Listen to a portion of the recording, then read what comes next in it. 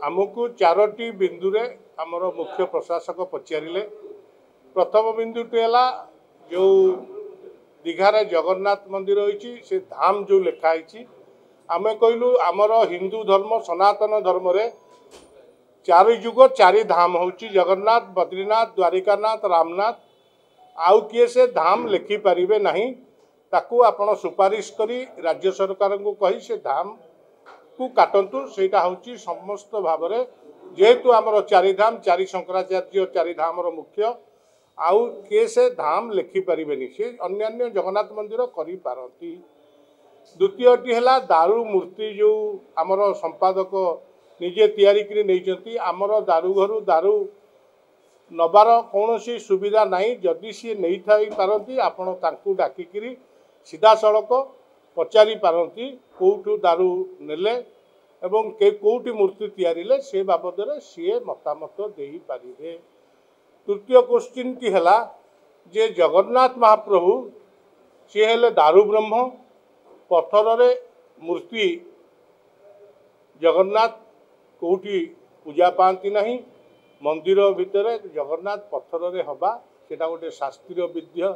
विरोधी आमे माने मत देलु बाड़ग्राही माने एवं से पत्थर रे जो जेहेतु मूर्ति करिसेंती सेटिकी आम मानकर जीवा अनुचित जेहेतु आमे जगन्नाथ धाम मुख्य धाम ठाकुर आमर जीवा अनुचित सी जेजार जेजेमान सी सेटिकी जाइछंती तांको मत तांको दिया जाई पारे एवं यही बाबद आमर सब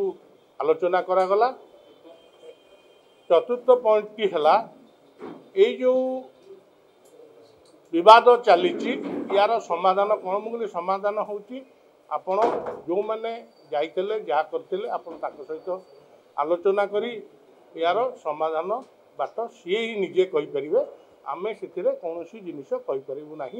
आमे बाड़ग्राही माने आमे जाचु आम दारू घर दारूर दायित्व दैतापति निजोगर दारू ता भर जाना जदि जामती नहीं से कथा उत्तर सी दे पारे। जय जगन्नाथ। जेहेतु दैतापति निजोगर संपादक निजे जाइए सी तार उत्तर भल भाव आपण मानक दे पारे से मुख्य प्रशासन कहूँ आपण डाकतु मौखिक आकार कि लिखित आकार आपण मतामत ने सर्व जिनिस आपण भल भाव प्रांजल भाव जापर। जय जगन्नाथ। यार समाधान राज्य सरकार ये कार्य जी कर गोटे सनातन धर्म विरोधी कार्य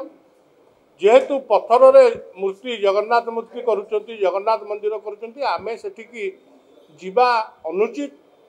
एवं आमे से कार्य सहयोग करिया महापाप मोर मत सेठिकी एक्चुअली जीवा उचित नुह तापर गोटे सिंहासन रे तीनिटा पत्थर मूर्ति एवं तीनिटा दारू मूर्ति की लिंब काठ मूर्ति पूजा पाइबा यहाँ कौन विधेय शास्त्र मत नुह मो मतरे ये बाबद विशेष भल कथा कहीपर आपण आमर जगतगुरु शंकराचार्य मत आप नहीं पारे। जय जगन्नाथ।